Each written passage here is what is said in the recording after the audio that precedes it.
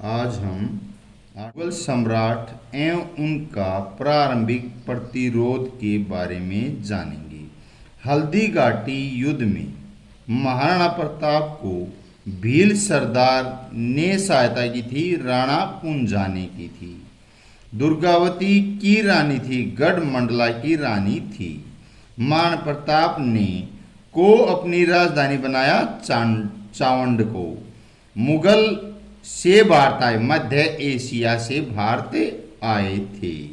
राजस्थान के प्रसिद्ध सिसोदिया वंश की स्थापना ने की थी, बप्पा रावल ने की थी। का अंतिम हिंदू सम्राट हेमचंद्र विक्रमादित्य, कालिंजर का किला रानी दुर्गावती का, जजिया कर औरंगजेब, खानवा का युद्ध राणा सांगा द्वारा था।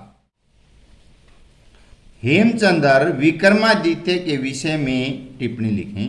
हेमचंद्र विक्रमादित्य का जन्म 1501 ईस्वी में राजस्थान के अलवर जिले में हुआ। एमू ने संस्कृत, हिंदी, फारसी तथा अरबी की शिक्षा प्राप्त की। शेरशाह सूरी ने एमू की योग्यता से प्रभावित होकर उसे अपनी सेना में भर्ती कर लिया। एमू प्रशासनिक अक्षमता के साथ साथ व्यापार व वित्त संबंधी कार्यों में भी निपुण था। आदिल शाह ने एमू को शासन की समस्त जिम्मेदारी सौंपकर उसे प्रधानमंत्री तथा सेना का मुख्य सेनापति बना दिया। लगातार युद्ध जीतने के कारण एमू को विक्रमादित्य की उपाधि दी गई। सन 1556 ईस्वी में दिल्ली के सिंहासन पर एमू का राज्याभिषेक हुआ। 5 नवंबर 1556 ईस्वी को पानीपत की दूसरी लड़ाई में एमू की हार हुई। एमू को बंदी बनाकर अकबर के सामने लाया गया, उसकी हत्या कर दी गई।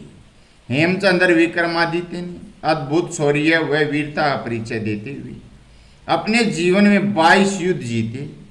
वह 29 दिन दिल्ली पर शासन किया। अकबर के दरबारी कवि अबुल फजल ने अपनी पुस्तक अकबरनामा में एमू की प्रशंसा की है। हल्दी घाटी युद्ध का विस्तृत वर्णन है।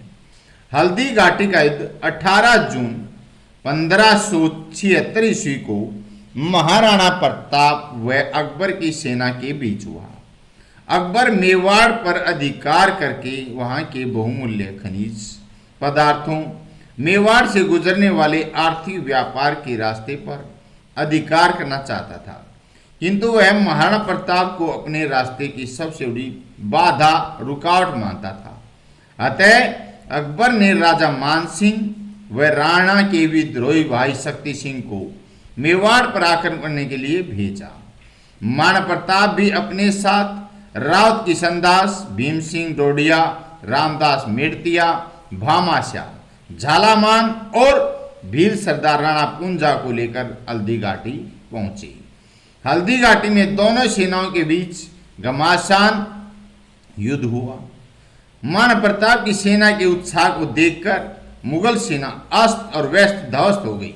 मुगल इतिहासकार बंदायुनी ने लिखा था कि मेवाड़ी सेना के आक्रमण का वेग इतना तेज तीव्र था कि मुगल सैनिकों ने भागकर जान बचाई। इस युद्ध में महाराणा प्रताप के प्रिय घोड़े चेतक ने घायल होकर दम तोड़ दिया था, किंतु वे जरा भी विचलित नहीं हुए और युद्ध की दिशा को पहाड़ों की तरह मोड़ने का प्रयास किया। तब तक झालामान ने मुगल सेना को रोके रखा तथा अपने जीवन का बलिदान दिया था।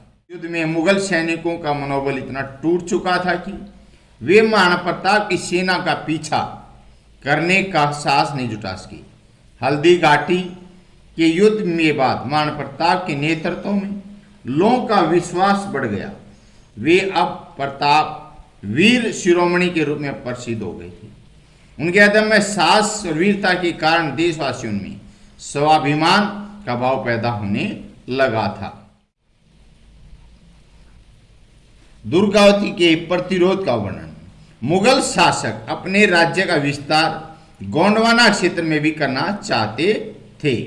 मालवा के सुल्तान बाज बहादुर ने भी गोंडवाना राज्य पर 2 बार आक्रमण किया, किंतु दोनों युद्धों में उसकी हार हुई। रानी दुर्गावती का राज्य रीवा और मालवा की सीमा तक फैल गया। अकबर ने 1564 ईस्वी में आसिफ खान को गोंडवाना पर आक्रमण का आदेश दिया। आक्रमणकारी मुगल सेना में 50,000 पैदल व घुड़सवार सेना थी, जबकि रानी दुर्गावती की सेना में 20,000 सैनिक तथा 1,000 हाथी शामिल थे। रानी दुर्गावती ने मुगल सेना को तब तक रोके रखा जब तक वह घायल नहीं हो गई। उसने 2 दिन तक बहादुरी से मुगल सेना का मुकाबला किया, किंतु अंत में अपने सम्मान की रक्षा के लिए रानी दुर्गावती ने स्वयं को छुरा घोंप दिया। वीर गति को प्राप्त हुई। वीरांगना दुर्गावती ने अपने नाम के अनुरूप देश के लिए अपने जीवन का बलिदान किया, आने वाली पीढ़ियों के लिए आदर्श प्रस्तुत किया।